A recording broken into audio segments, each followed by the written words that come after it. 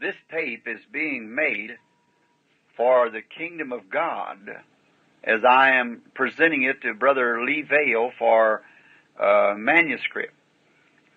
Brother Vale has asked me here in the presence of Brother Mercer to give some of the former visions. Of course, visions was one of the first things I can remember is visions coming. Visions come all the time. But after my conversion is where I think you were interested in, Brother Vale. Well, I remember after I was ordained in the church, the Baptist church, by Dr. Roy Davis here at Watt Street in Jeffersonville, where the church was at the time. I remember one outstanding vision, not over a few weeks after I'd say a few days after my ordination. I saw a vision of an old man that was laying in the hospital that was mashed. He was a colored man. And he was instantly healed, insomuch that it caused a lot of confusion. And he got up out of the bed. About 2 days after that, I was cutting off services, non-paid services in New Albany, water and gas and electrical bills. And I was so filled with joy every time I'd find an old house, I'd just go in and pray, where no one lived. And I remember telling Mr. Johnny Potts, which is living today. He's way close to, I guess, to 70 or 80 years old. He was an old meter reader. And they'd taken him off of meter reading then, and had placed him at the desk to take complaints and things as you entered the door, and service calls. And I was telling him what the Lord had showed me. And he had been, once in a while, picking up a few stray meters that the regular man didn't get. And in this, he was telling a man, which I'd seen in the paper, where they had an old wagon in those days, drove two horses to pick up garbage and trash in the alley. There's an old colored man by the name of Mr. Edward J. Merle. He lived at 1020 Clark Street in New Albany. And he had been hit by two white people, which was a white girl and a boy riding in a car, and he lost control of the car, and it mashed him into the wheel of the wagon, and it just broke all the bones in his body nearly. And they through his chest part especially, knocked his back out of place, and they had him in the hospital very bad. And Mr. Potts, passing through the hospital there in New Albany, had told him that about the Lord dealing with me, and he sent for me to come pray for him. And immediately I thought, that's the man that I have seen in this vision. So I was a little scared to go, because that's one of my first, you see, to go like that. So, but however, I went and got my buddy, which had just been converted, a little French boy named George D'Arc. And I just led him to Christ. And we went up, and I said, now, Brother George, I want you to remember these things that happened to me, I can't understand them. But you remember, this man's going to be healed. And when he's healed, I can't pray for him till the two white people comes and stands on the other side of the bed. Because I have to do it the way it was showed to me. And I went in to the hospital and asked for Mr. Merle, and I went there, and his wife told me that he was very seriously, and he couldn't move because that the x-rays had showed that some of these bones were laying right next to the lung. And if he moved, why, it might puncture his lungs and hemorrhage him to death. And he was very bad, and it was hemorrhaging a little from his throat and so forth because he was bleeding around the mouth. He had been laying there about 2 days. And the man was at that time about 65 years old, I suppose, 60 or 65. Elderly man, his mustache, long, had turned white, and his hair was gray. And I went in and told this man, the vision I'd saw from the Lord, and the young people come in that had hit him. And I knelt down to pray for him, and all of a sudden this man let out a scream, saying, I'm healed, and jumped up. And his wife trying to hold him back in bed, and one of the interns came trying to hold him in bed, and he jumped out of the bed. It caused a lot of excitement, and when I went I said to Brother George, and then one of the sisters is the Catholic hospital, come in and said I'd have to get out of there. So getting that man excited because he had a fever about 104. And the strange thing, when they put him back in the priest of the place and some of the doctors that made him go back to bed because he's putting on his clothes. And when they took his temperature, he had no temperature. There's many people living today that's seen the vision, seen it happen, or know about it. And I went out and stood on the steps and said to Brother George, now you watch, he's going to be wearing a brown coat and a plug hat. He'll walk right down these steps in a few minutes. And he actually did. He come right out and walked down. And about a night after that, the Lord appeared to me again one morning just about to break a day and showed me a woman hideously crippled that was going to be made well. So I said, well, I'll probably find out where she's at. And so I went down and was turning off some water up on, I believe it's around 8th Street in New Albany. And there's a double tenement, and I was afraid I'd turned off both sides. One side the people had moved out, and the other side the people were there. So I went over to the side that had the people is occupied, and I knocked at the door, and there was a real poor people and a very attractive young girl come to the door, rather poorly dressed. And she said,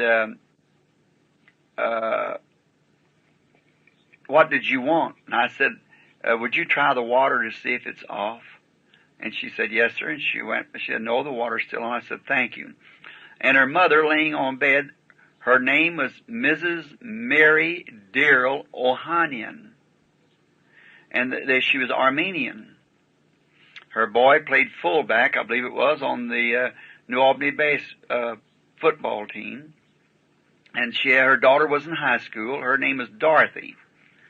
And she said, Dorothy says to me, aren't you that man of God that have that healing here in the hospital the other day? My mother wished to speak to you. And I went in. And she told me that she was laying crippled, and she'd been crippled in the bed 17 years since this girl was born. And so the girl was 17 years old. And so I told her that, she said, are you that man of God that healed that man? I said, no, ma'am, I'm not a healer. I just merely pray for the sick man and was showed by something it told me. I didn't know what to call it, a vision or what. I didn't know what it was yet. I was just a boy and single and everything. And so there was this lady asked me for prayer for her. And I told her, let me pray first, and then if the Lord showed me to come back. And then when I went out to pray, I got Brother George, and I said, that's that woman that I was telling you that I prayed about. I know it's the same woman. Go with me. And we went up there to offer prayer. And so this little 17-year-old girl, of course me, just a young boy, and she had a brother about 8 years old, something like that. And there's a Christmas tree, it's right after Christmas, standing in the house. And they got behind this Christmas tree to laugh at me to make their mother well. I told her that the Lord was going to heal her.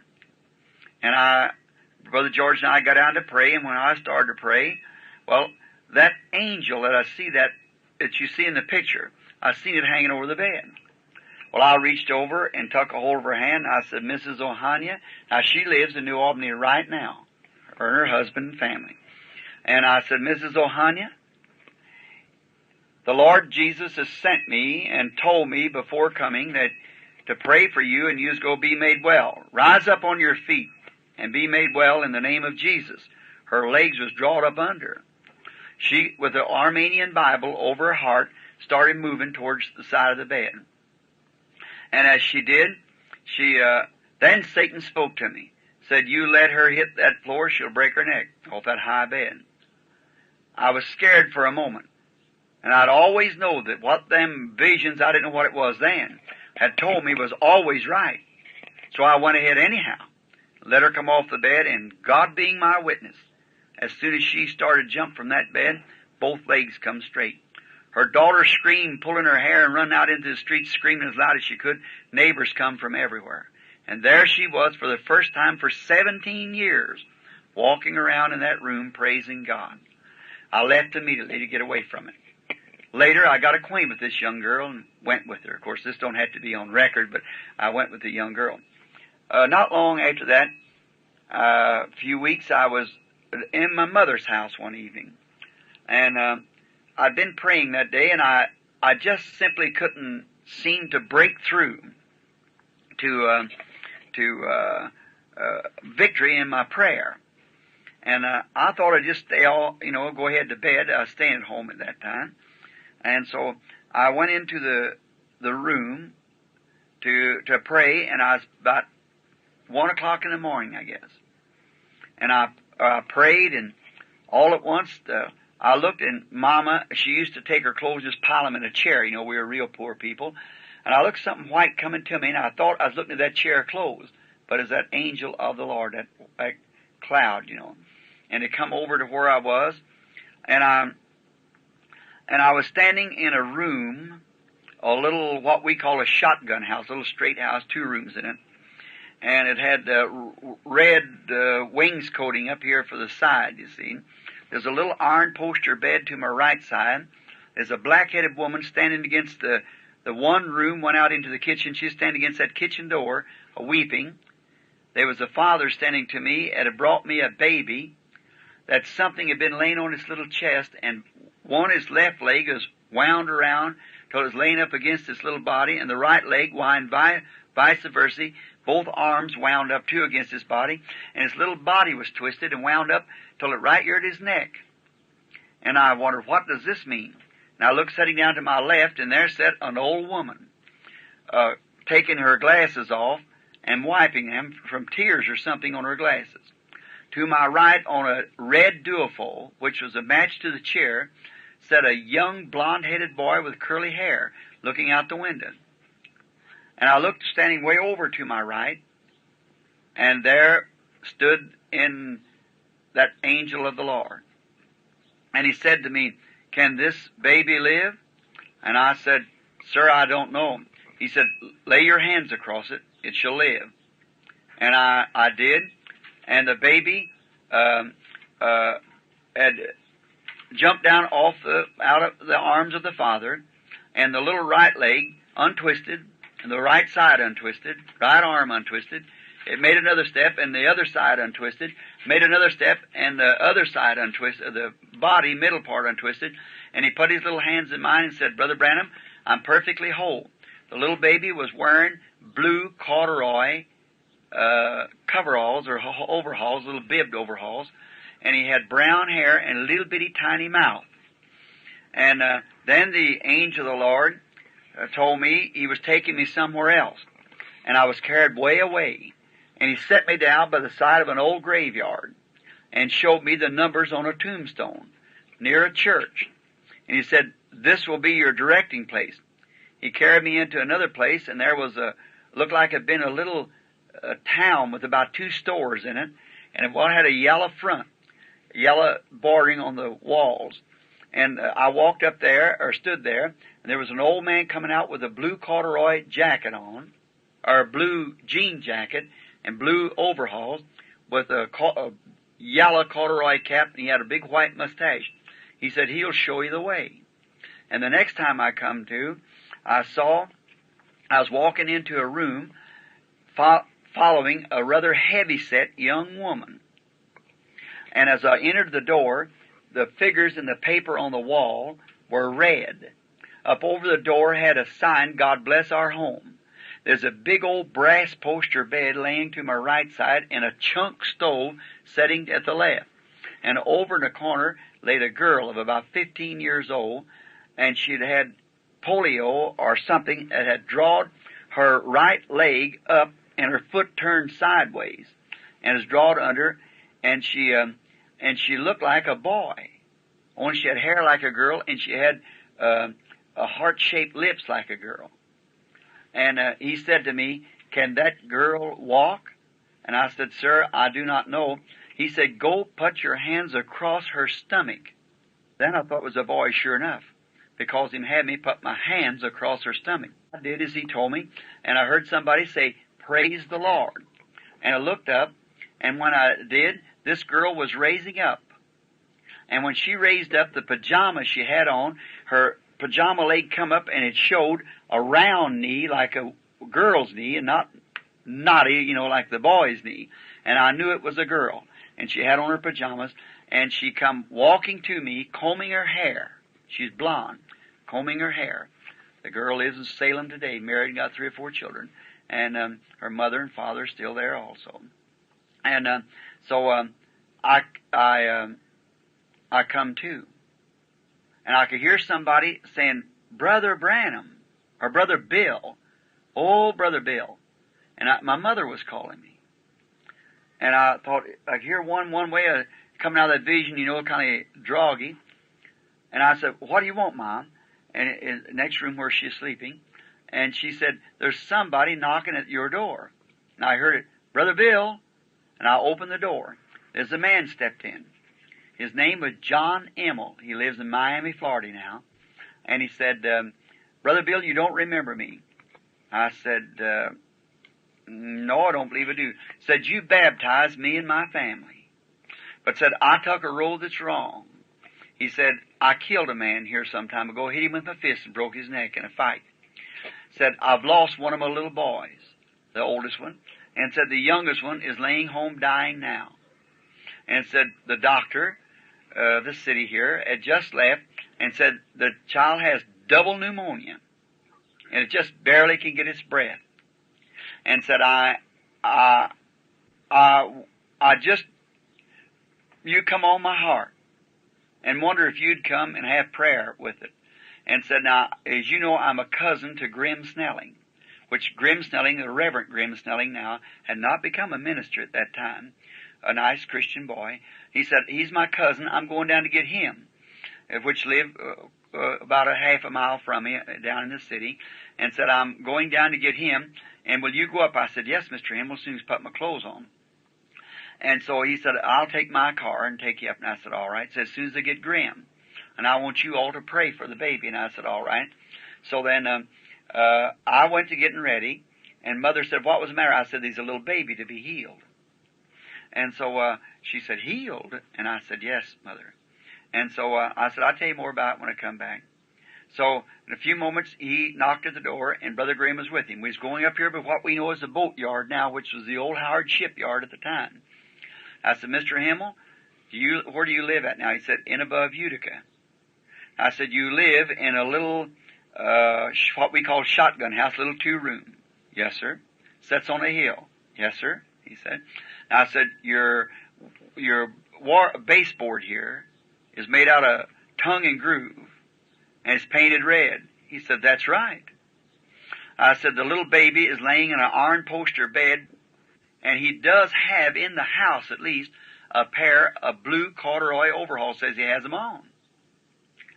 And I said, and the baby is teeny fella, about 3 years old, and he's also got a little teeny mouth, little bitty thin lips, and he's got light brown hair. He said, that's the truth. I said, Mrs. Emmel is a black-headed woman, and in this room you have a red duophone and a red chair. He said, was you ever there, Brother Branham?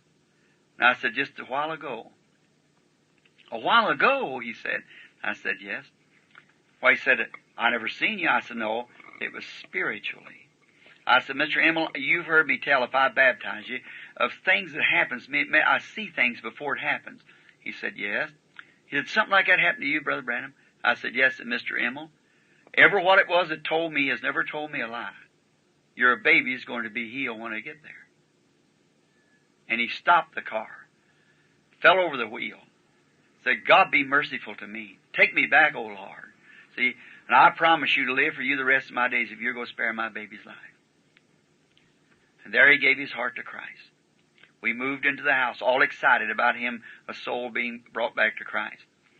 When we went into the house, there laid everything just exactly the way it was, only the old woman wasn't there. Excitable. So excited, I said, bring me the baby. And the baby just barely living. See, that winding up was the life gone out of the baby. It was just wound to hear its little throat. And I said, bring me the baby, not waiting for the vision to fulfill. Brother Vail, if this pad was supposed to be laying here, I can't say a word till that pad's laid there. See, it has to be just the way it showed me. So I said, bring me the baby.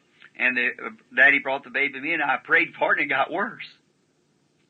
So I thought, now something, it really lost its breath, and they had to fight and shake and everything to get breath in. I thought, now there's something wrong. And I happened to think, where's the old woman? That wasn't there yet. So they take the baby, laid it down, they's putting stuff under its nose and everything, and crying, the mother screaming hysterically and everything. But the baby was just barely breathing. I thought, well, through my stupidity, I have misused the vision of God, because I never waited on it, being so overexcited. By this you can see, Brother Bill, why I wait. I don't care who tells me. I love you as my brother. Brother, don't ever try to tell me something to do when I feel that I've got the will of the Lord. See, no matter how well it looks the other way, I'll wait for Him. See, and so I learned a lesson right here many years ago, and to do exactly what He says, and don't do it till He says it's ready to be done. The baby was fighting for breath. Now I couldn't tell him what I'd done, but I just had to wait. And I thought maybe grace will override it. Forgive me. Well, I went, sat down. They fought for life for the baby till daylight. When day began breaking, they thought the baby just go at any minute. Well, I sat there, and they kept asking me, Brother Branham, what must we do? Or Brother Bill, they called me. What must I do? I said, I don't know. See, I sat there with my head down saying, Lord, please forgive me. Well, and then it come daylight. Brother Grimm Snelling had to go to work. So Mr. Hamill had to take him, and I knowed I had to leave the house. And yet Brother Grimm was supposed to be sitting there because he's got blonde curly hair, as you know. He's supposed to be sitting on this duophone. So I was sitting there where Brother Grimm was supposed to be sitting, but the old woman wasn't there. There's no old woman at the place. So I sat there, and so Mr. Hamill got his coat on. Then I knowed if Brother Grimm left, hard to tell when he'd ever be back. See? And then I knowed that even if the woman come, then Brother Grimm wouldn't be there. So you see what kind of conditions in. And so Mr. Hamill said, Brother Branham, do you want to go, or Brother Bill, do you want to go home? You want me to take you down home? I said, no, sir, I'll just wait if you don't mind. I hate to stay there in the house, just the baby and the mother and myself, because they were young people. He was about 25 years old, I suppose. And I was about the same age. And I said, no, I'll just wait if you don't mind. He said, it's all right, Brother Bill. And so the mother walking the floor hysterically and crying and everything, you know, and the baby's just worse. See, just looked like any minute just kind of catching his breath like it's going. That's all its breath is in it, and nothing. They didn't have penicillin and things them days, you see. So they just put plasters on them and things like that. But the little baby had it for several days and it was gone. See, or going, and then I sat down there and I thought, if Grimm got his coat on, and he started to go out the door, and he said to his wife, he said, now we'll be back just a minute. And I thought, oh God, then I'll have to stay here all day, maybe all night again, you see, waiting for that vision. What can I do? And I looked out the window, and coming around the house come the baby's grandmother, and there, I didn't learn later it was the grandmother, and she had on glasses. I thought, this is it, Lord, if Grimm just don't go out the door. So she always come to the front door, but somehow they don't even know it yet. But she went to the back door to come in the kitchen. And she walked in the kitchen, the little old house, and as she got to the door, her daughter ran over there and kissed her, because it was the daughter's mother, you know, and kissed her and Brother Grimm. And then she said, is the baby better? She said, Mother, it's dying. And she started screaming like that, and her mother crying. Then I thought, if this will just work, now if Grimm don't go out, and I raised up and I couldn't say nothing, you see, just wait. And Brother Grimm walked around. I got up so he could sit down. And that was some of his relation, you see. So he just started crying too and sat down on the duophone where he was supposed to be sitting. I thought, now if that old lady will just come around and sit down in this red chair. And I got back to the door where Mr. Hamill was standing with his overcoat on and ready to go out. Real cold weather, blizzardy cold. And I thought, and the old lady sat down in this chair, and Grimm sat down and ducked his head down, and the mother of the baby put her hand up on the door and began weeping. Just exactly the vision. And the old lady sat down, and instead of it being tears altogether on her glasses, coming from the cold, it fogged them. And she reached in her little briefcase and got a little handkerchief out, or a little satchel, and started wiping these glasses. Brother, that was it. I said to Mr. Emmel, Mr. Emmel, you still have confidence in me as a servant of Christ? He said, I sure do, Brother Branham. I said, I can tell you now, I spoke ahead of the vision a while ago. That's why it didn't happen. If you still got confidence in me, go bring me your baby. Oh, my. I seen it was right then, you see. Go bring me your baby. He said, I'll do anything you tell me to do, Brother Bill. I won't be afraid to pick it up. Because when I picked it up, it just went, the breath altogether left it. Brought the little baby up to me, reached and got it in his arms. Brought it up to me and stood there. I put my hand on it and said, Lord, forgive the stupidity of your servant. See, I spoke ahead of your vision. But now let it be known that you're a God of heavens and earth. No, when we were sitting there, the little baby threw both arms around his daddy and began screaming and crying and said, Daddy, I feel all right now. See, I said, Mr. Himmel, let the little baby alone. It'll be 3 days before it leaves it because it made 3 steps unwinding. I went home. I told it in my church. I said, I'm going back. As on Monday. I said, Wednesday night before church, I'm going up there. There's poor people, and we made them up a basket of groceries to take to them. So I said, I want you all to go. And when I go there and you get around the house, and when I come to that place, to where that house is, you watch and see if that little baby don't come across the floor with a little mustache made here where he's been drinking chocolate milk or something, you see, and put his hands in mine and say these words, Brother Bill, I'm perfectly whole. This little 3-year-old baby. Watch and see if it don't happen. My wife now, Mita, way before we were married, so she was in the bunch. And a truckload went and placed themselves around the house, see, to see me when I drove up in the old public service company truck that I had home that night. I didn't have any car of my own, full of tar in the back and things, you know, where I'd been hauling it that day and fixing things. Drove up in front, stopped, went up on the porch, knocked on the door, and they didn't have no rugs on the little old floor. And the mother come across the floor and said, Why, it's Brother Bill. Like that. And the people were looking at the windows at the time to see what would happen. And in the corner playing was this little boy the third day. I stopped, never said a word, and he comes strolling across the floor. Put his little hands up in mine with been drinking chocolate milk, his little mustache like a crosshair from the chocolate milk. Put his hands up in mine. Said, Brother Bill, I'm perfectly whole. And that night at the church I told it, I said, there's a crippled girl somewhere that's needy. I said, Church, I don't know what these things mean. I can't tell you. And so I was working at the public service, and I remember one day, about a week after that, I started to leave the building, going out. Mr. Herb Scott lives here in the city right now. He was my boss. And he said, I started down, he said, Billy, and I said, yeah. I said, before you leave, I've got a letter here for you. I said, okay, Herbie, I'll pick it up in a minute. And so I went over to get my other work. I was checking up. So I went over to get my other work done. And when I did, I remember that letter, and I went and got it and opened it up and said, Dear Mr. Branham, see, said, my name is Nail. I'm Mrs. Harold Nail. We live at a place called South Boston. And said, we're Methodists by faith. And I happened to read a little book that you wrote called Jesus Christ, the same yesterday, today, and forever, a little pamphlet. And we were having prayer meeting in our house the other night, and we have heard of you having success praying for the sick. And said, I have an afflicted daughter, 15 years old, said that's laying on the bed of affliction, and somehow I just can't get it off my mind that I should have you to come pray for this girl. Would you please do it? Yours truly, Mrs. Harold Nail, South Boston, Indiana. I said, you know, that's the girl. That's her. I went home, told my mother, told him about it. I said, that's the girl. And then that night at church, I said to the church, I said, here's that place. I said, anybody know where South Boston is? And Brother George Wright, you all are acquainted with him. He said, Brother Branham, I think it's down the south. So the next day, 2 friends of mine, and my wife, which now is, and a man and his wife from Texas, their name was Ad Brace. He lives down here now in below Milltown, farmer. He was a rancher out in the west, and he had moved here to be close to the church. And I'd prayed for his wife, and she had been healed of a tubercular condition. And so he wanted to see this happen. I said, you go with me and see if it don't happen just this way. So the lady had never seen a vision, Mrs. Brace. So my wife went with me, and Brother Jim Weishart, the old elder, you remember the church said, the old deacon, he wanted to see it. And I just had a little old roadster then, and I piled them all in there. And we went down below New Albany, and I found this sign, and I come to find out it wasn't South Boston, it was New Boston. So then I didn't know where to go.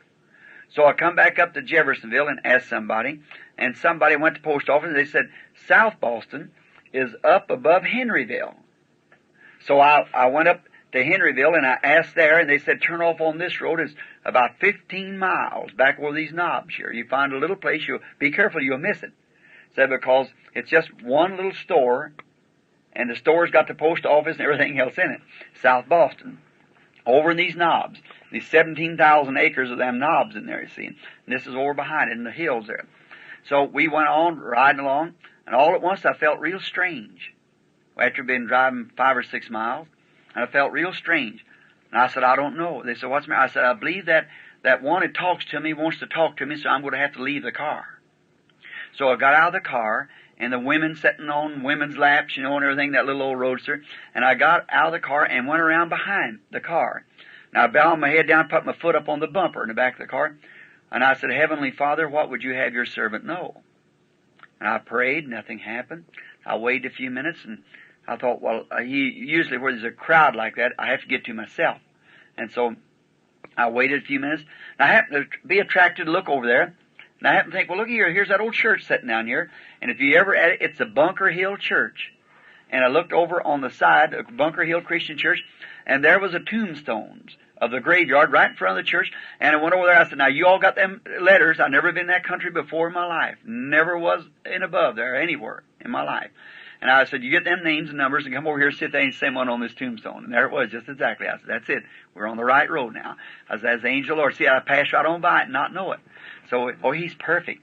And so we rode on and on.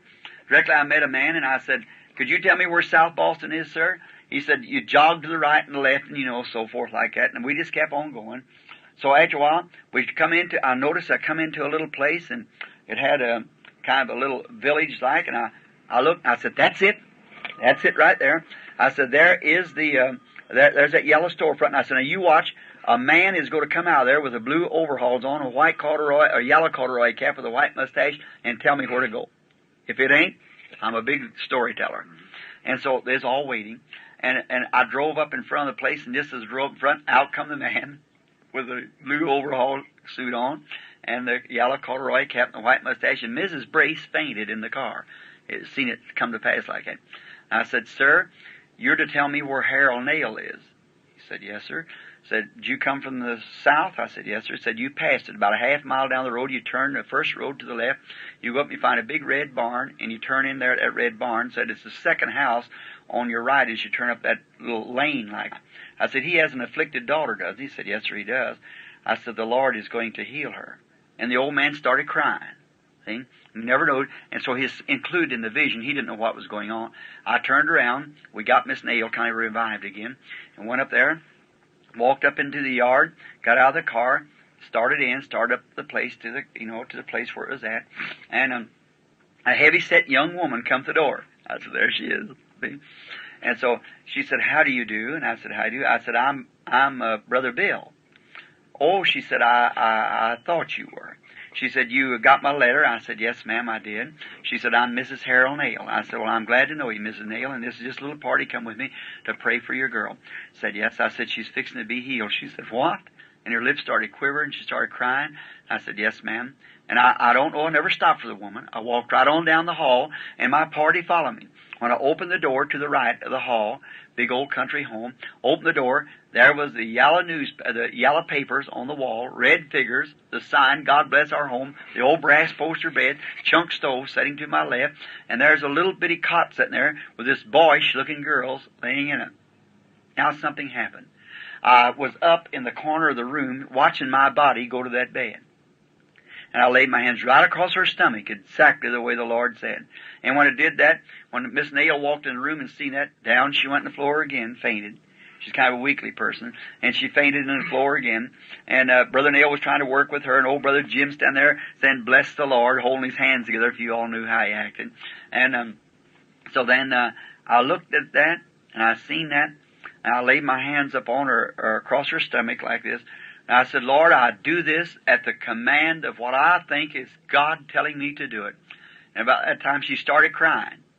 and she jumped up, and they just got Miss Nail to her feet. She'd woke up from her fainting spell. And when the girl jumped from the bed, there come her pajama leg up on the right leg, just exactly the way that it showed in the vision. And there was that round knee of a girl instead of a boy, and down went Miss Nail again. See, she fainted. That's the 3 times she'd fainted. And that girl walked out of there in that room and went into her dressing room weeping and put on her kimono, come walking back combing her hair. With that, and her one hand was paralyzed too on the right side, combing her hair with that crippled hand. She's married, got a bunch of children. Her name, I don't know what her name is now, but Nails, anybody could tell you, Harold Nail. And that visions are true. I could place that and take you to people that would make a volume of books if such things have happened. Now that's true, Brother Dale. I'll fail. I'm a man. I'm a failure to begin with, and a very poor substitute for a servant of Christ. Grow. M-E-R-R-E-double-L. I thought it was that narrow, yeah. Is that all the names we use now? Mail with N-E-I-L? N-A-I-L. Brace, B-R-A-C-E. B-R-A-C-E. Add Brace. And I think I've got them all.